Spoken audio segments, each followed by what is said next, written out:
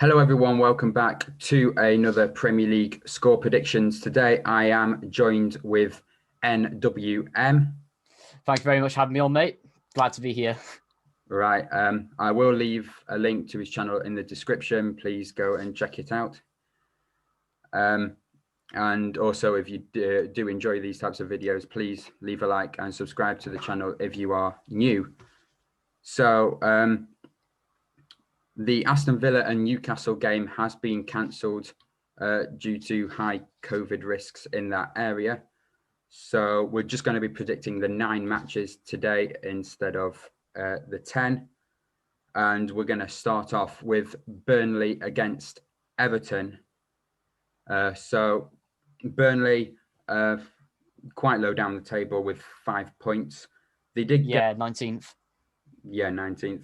Did get their first win of the season, but then they did follow it up with a defeat.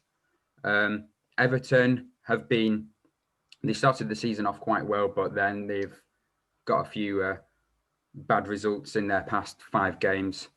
But I do think this match will be a chance for Everton to get some more points on the table. I do think it will quite be a close one because Burnley do have quite a few chances in their matches. So if they take them, they may be able to score. So I have gone for Burnley 1, Everton 2 for this match. Interesting. Yeah, I would have got, last season especially, I would have gone for a Burnley win in this one. They're at Turf Moor, strong there, always play well at home, but we are in a different climate at the moment, of course. Everton, I believe they've lost 4 of their last 6 matches, so in poor form. And they're really games that they needed to win as well. But with the way that Burnley have been playing recently, absolutely got destroyed last time around by Man City. Sean Dyche should have them fired up. They have had quite a few tricky fixtures, to be fair to them, but I fully expect Everton to be winning this one, and I'm going to go for a 2-0 Everton victory. Okay, right. So next up, we've got Manchester City against Fulham. Fulham did manage to pick up a few wins. Obviously, they had the worst defence last time they were in the Premier League. And unlucky not to pick up points against Everton. I remember watching that match. It was very close. And Manchester City haven't really been the best themselves in their few matches. They picked up quite a few draws in their last couple of matches. I do think Manchester City will be able to beat Fulham at the Etihad. I do think Fulham will be able to put one past them, but I am going to go for a 3-1 win for Manchester City. Yeah, Fulham just outside the relegation places there, poor form-ish, but I really, to be fair though, that Leicester win last time around was a massive shock for them. I was really not expecting that. Leicester have just switched off in the last few games. We'll get to them anyway later, but good win against West Brom, even though West Brom look doomed especially, but I don't know, it's just Fulham's defence. Watching them in the Championship last year, don't like their style of play. We've had a lot of experience, especially as Cardiff fans are playing against them, getting some good wins against them in the past. But coming up against the Man City side, who are going to want to bounce back, they're going to want to work their way up the table from 11th. I mean, they're closer to the relegation spots than the top at the moment. So I'm probably going to go for a huge Man City win here. I'm going to go for 5-0. Got to throw it out there. Yeah. Okay, right. So next up, we've got West Ham against Manchester United. So I do think that this is going to be a very close game. West Ham have been amazing this season so far. I did not predict them to be this high at all from the start of the season. Manchester United started to get a few wins now in the Premier League, won their last 3. Obviously, their defeat to PSG last night in the Champions League. But I do think that they will be able to get at least a point here in this match. But West Ham have been good themselves. So I do think, I'm not sure in which order the goals are going to be scored, but I do think that overall one at the end is going to be 2-2. So I'm going to go for a 2-2 draw. Interesting. Good for Desmond's. Yeah, West Ham, superb. 5th place at the moment. Won the last 3 matches against Fulham, Sheffield United and Aston Villa, beating all the teams around them that they should be beaten. As for Man United, they're on a good run of form as well, especially even though they did lose to PSG last night, for example. Neymar was on fire, beating the likes of Southampton, West Brom, and Everton. So also teams around them that they need to beat. But I don't know, Man United just up and down all the time. And my hatred for Solskjaer, anyone who watches my videos or goes on my mate's podcast, of course. But it's going to be a stalemate in this one. Souček, Kufal, even Lanzini, well, not Lanzini, for West Ham should be strong for them, but stalemate, 1-1. Can't separate them. Okay. Right. So next we've got Chelsea against Leeds. Now, Chelsea have got probably one of the best attacks in the league. Frank Lampard bringing in lots of attacking players during the summer transfer window. Leeds United looked strong at the start of the Premier League, and then they did drop a few places down, currently in 12th place. And Chelsea is in 3rd place, just 2 points off first. And Leeds, they can score against big clubs, as we saw against Liverpool in their opening match. But also sometimes, like, for example, when they played Arsenal in that 0-0 draw, I think they hit the crossbar about 4 times that match. Very unlucky. So I do think it's going to be one of these games that's going to be very close. Probably quite a few people might have predicted Chelsea to win this, like 5-0. I'm just going to go for a 1-0 win for Chelsea because Leeds can hold on for quite a while, but I don't think they will be able to hold on all the way. So I'm going to go 1-0.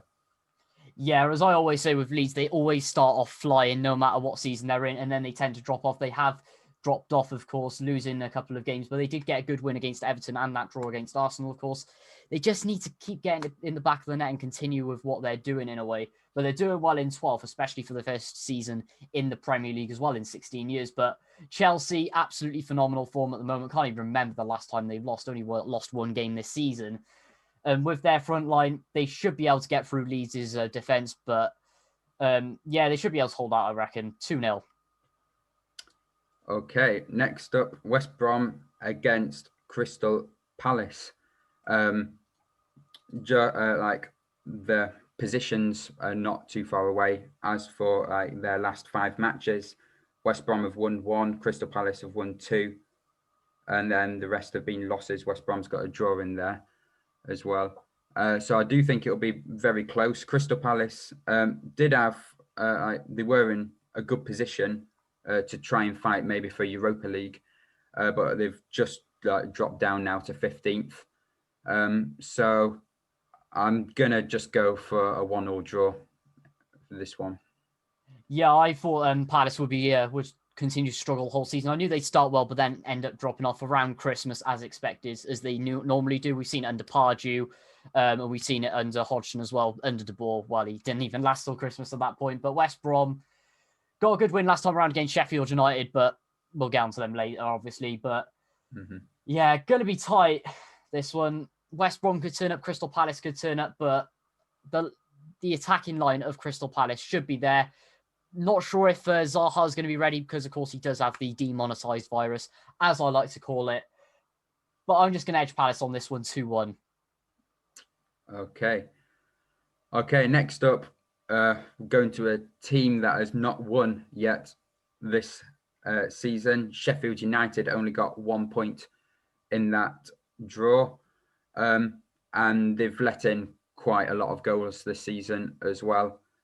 So obviously, eventually, Sheffield United are going to pick up a win. Surely they can't go throughout the entire season without picking up a win. I just don't think that it would be against Leicester City. They have lost their last 2 games, Leicester City, but they have also won quite a lot of games. That's why they're 4th place and just holding on to that Champions League spot at the moment. So I am going to go for a 2-0 Leicester win. Yeah, despite Leicester struggling recent form, I mean, losing to Fulham, which was a shock, and then just completely not turning up against Liverpool the other week. It is Sheffield United that really concerns me. I was watching the Sheffield United West Brom game, and their defending was absolutely abysmal. No wonder they lost that one. Going forward, not enough creativity there, and their attacking line is just not good enough. I mean, how can you rely on goals for Ollie McBurney and Oliver Burke as well? Completely ridiculous. It's just not going to happen for them. They're going to be in problems for a while unless they can get Ryan Brewster and that midfield working and shore up at the back. So it's going to be tough times for them for the time being. Brenda should have Leicester backfired up for this one. 3-0 Leicester. Okay, so now we're going to move on to probably the most exciting match of this fixture. It's Spurs against Arsenal, 2 London sides at the Tottenham Stadium.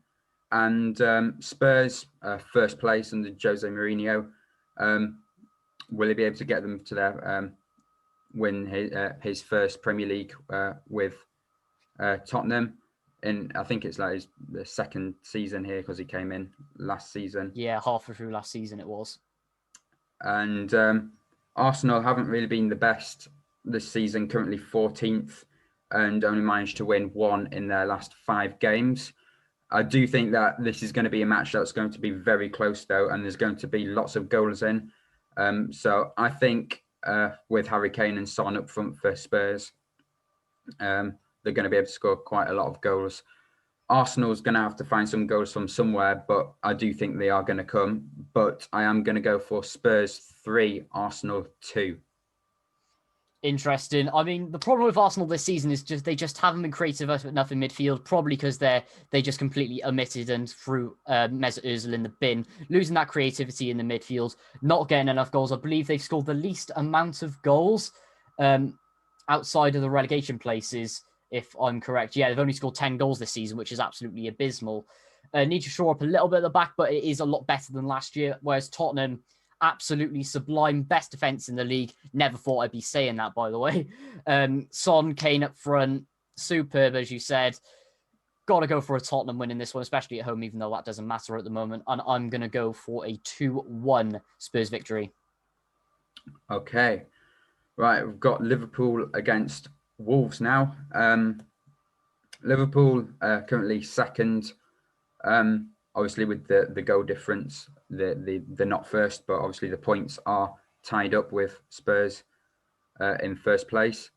And Liverpool, they got a draw against Brighton with VAR disallowing, I think, 2 of their goals in that match. And we're going to move on to Wolves as well, which actually have moved up to 7th place. Last time I checked, they were around 11th place. So when we look at the goals, Liverpool have scored double the amount of goals that Wolves has this season. And Wolves have let in less goals than Liverpool. But I do think Liverpool will be able to win this one. I'm going to go for 3-1 to Liverpool. Yeah, the bookies are all over Liverpool winning this one. First of all, thoughts about Raul Jimenez as well. That was a nasty injury last time around, fracturing his skull. Thoughts with him. But Wolves, usually we'd expect them to turn up in these games since they do really well against the top 6. But I don't think this is going to happen. Liverpool need to continue building on form, especially from the injury crisis that they have at the moment. The more form they can keep up, the better. I mean, lots of draws recently as well to the likes of Brighton, Man City, and Everton, of course, in the derby, even though they always seem to draw at Goodison. Picking up good results around, especially in the lower half of the league. But for that, I fully expect Liverpool to win this one. I believe Wolves, no, they're not. I don't think they are, but in Europa League. But yeah, this should be Wolves, Liverpool's to win. Going to go for 2-1. Okay. Next up, the last match. Obviously, with only being 9 matches this game week. Mm-hmm. So the last match is Brighton against Southampton. Now, Brighton, 16th place, and Southampton doing really well in 6th place, another team that I wasn't expecting to be that high up. Brighton, watching their games that they have played, they do play quite well. They just can't really score. So they have scored quite a lot. They've scored 14 goals and conceded 16. The way that Brighton do play in midfield, then get the ball forward, is really good, like we saw against the match against Liverpool. But I do think Southampton will be able to win this. Obviously, they've got a better form than Brighton. Even though they did lose their last match, I still think they'll be able to come back and win this one 2-0. Interesting. South Coast Derby, of course. Well, you could say South Coast Derby. Southampton playing really well at the moment. Very unlucky for them to lose last time around to Man United. Man United come back in the end. Cavani, superb. As for Brighton, you're right there, missing out on a goal.